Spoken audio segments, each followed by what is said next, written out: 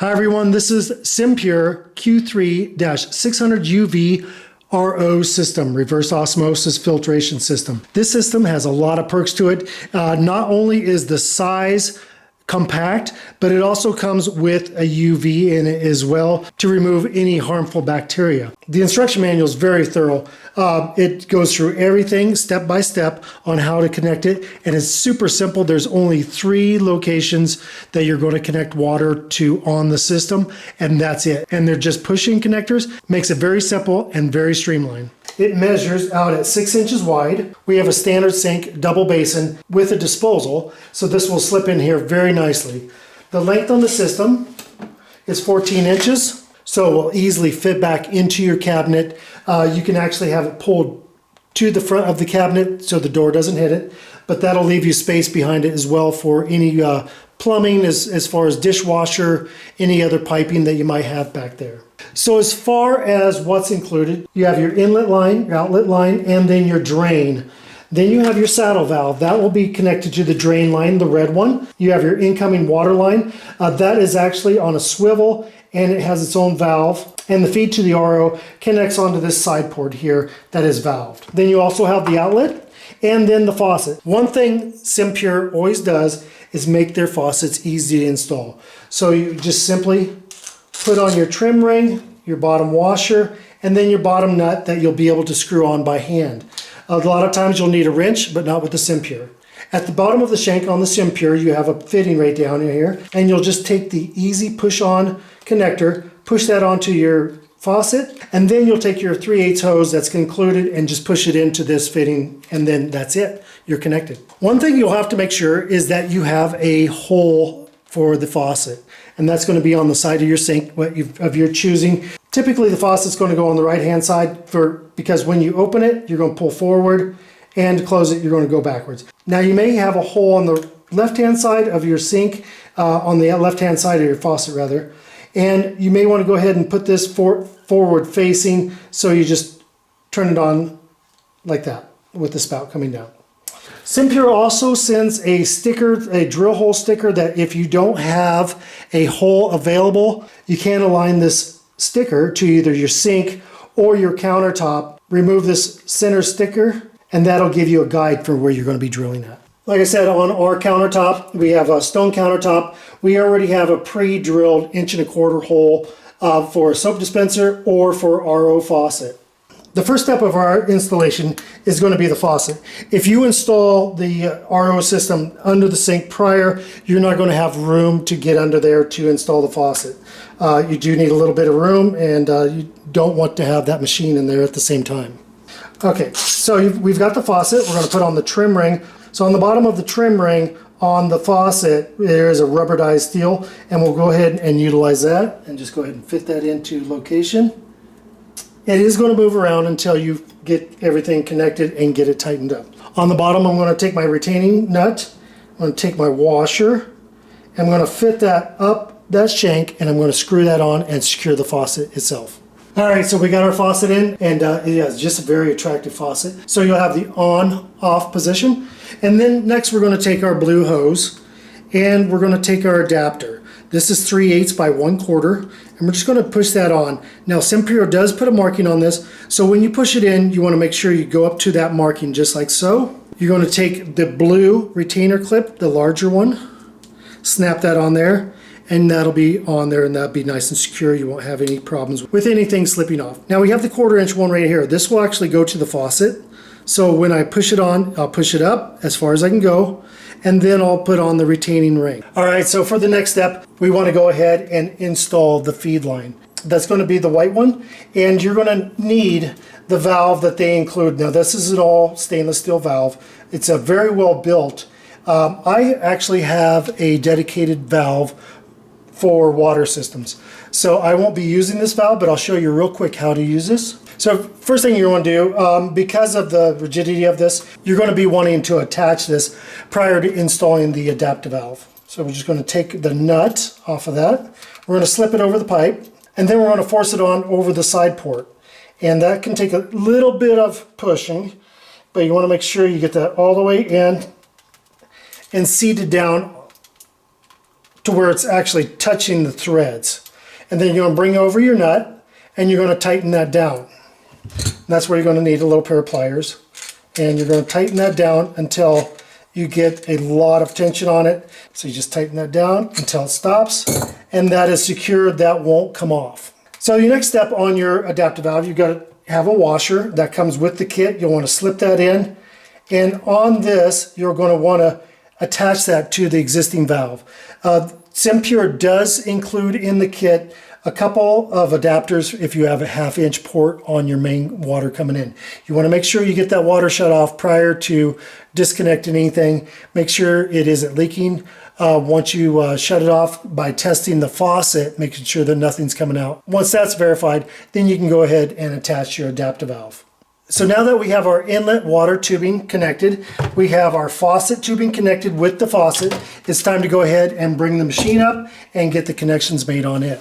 So on the machine itself, you have the wastewater, that's going to be the red pipe. You have water inlet, that's going to be the white pipe. And then you have the water outlet, that'll be the blue. I do want to show you the filter change on this. And it's very simple before we hook it up, because otherwise I'm going to have it pressurized. You have a little tab on top, it just says tip. You push that, and that tips down and removes. You're going to have your RO cartridge, and then you'll have your CF composite filter, and that will be the first filter everything goes through before it goes through the RO system itself. As far as removing these filters, it's very simple. They've got a little locking tab right here. Just pull that forward, and you want to make sure your water pressure's off. And then you're going to slightly pull out, and that's going to give you your 3 ports that go into the system, and it's that simple. So as far as when you replace the CF filter, you're just going to push in.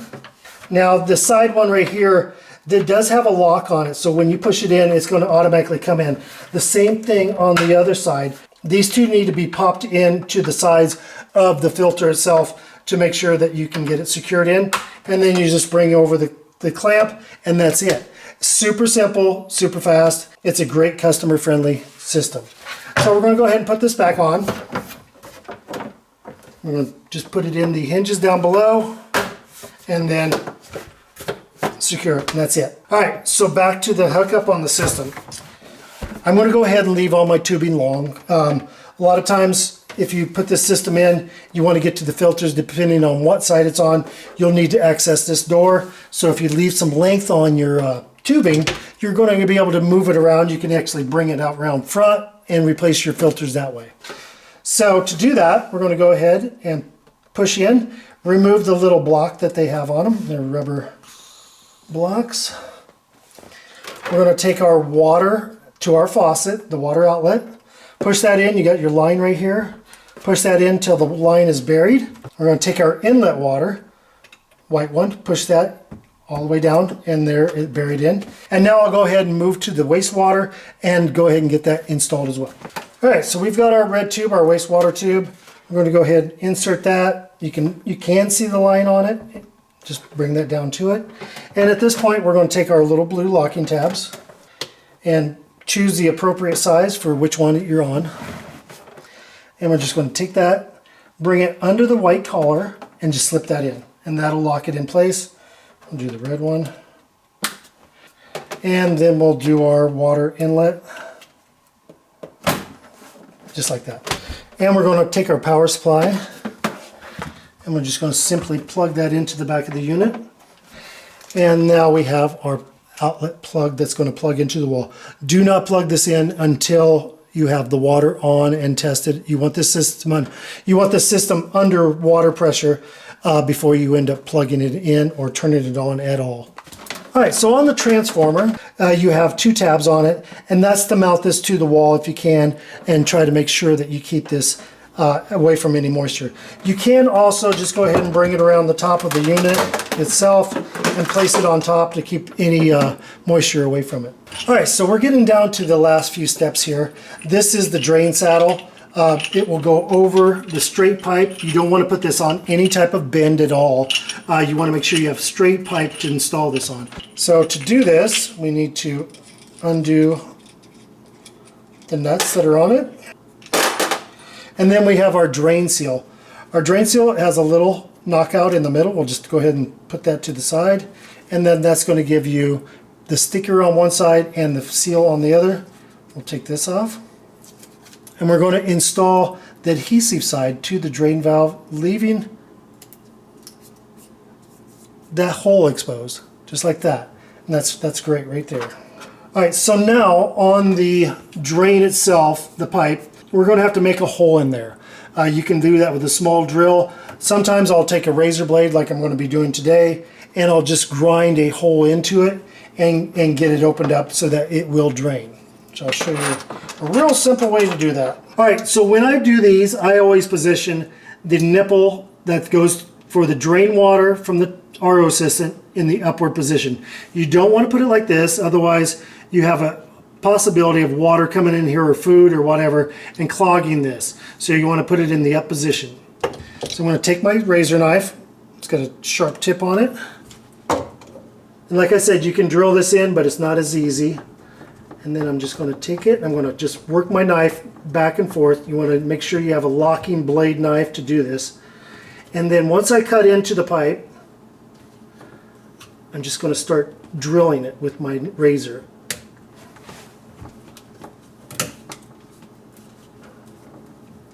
Okay, all right, so there we go. Now, this next step you'll want to do, you want to take a magic marker and you want to mark the center line on this hole, just like so. I'm going to take my screw, put this in on both sides. I'm going to take my bottom bracket. I'm just going to position that, and it doesn't have to be on the pipe where the hole location is right now, because we're just going to try to get the nuts started on it and get it a little bit tight, and then scoot it over.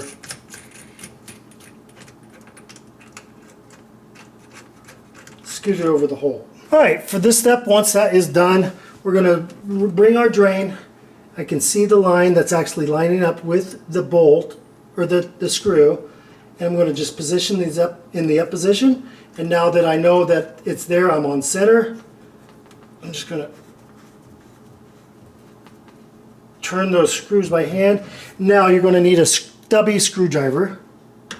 Okay, so just like that, it's installed.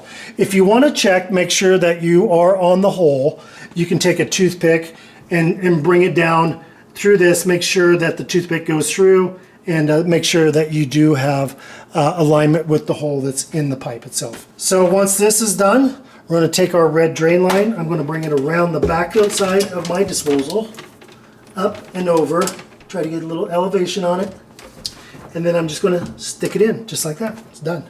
Simpure includes a couple tie wraps that you can tie out, wrap up your lines, and get everything nice and dressed up. Let's get you there. Okay. All right, so there I got it. And you can see that you do have that little bit of wiggle room between the disposal and the sidewall. Like I said, that's the unit is 6 inches. I have 7-inch clearance, so I'm in good shape. All right, at this point, I'm going to go ahead and turn the water on. And when you turn the water on, just pay attention to your fittings. Make sure you don't have any water on these. If you do, you can sometimes straighten these up a little bit, and that'll cure that issue. All right, so we'll turn that all the way on. Once we got that, now it's time to plug the unit in. Okay, so right now it's going through a startup phase. It's just going to give you a few readouts on what's going on. And I also have my UV light that lit up, so that's all good. Okay, the system is all pressured up. I'm going to go ahead and trigger my faucet and just let it run. You can hear the pump inside the unit running. That's separating the waste from the pure water, and as the pump runs, it's dumping the wastewater down into the drain and giving you the pure water out here.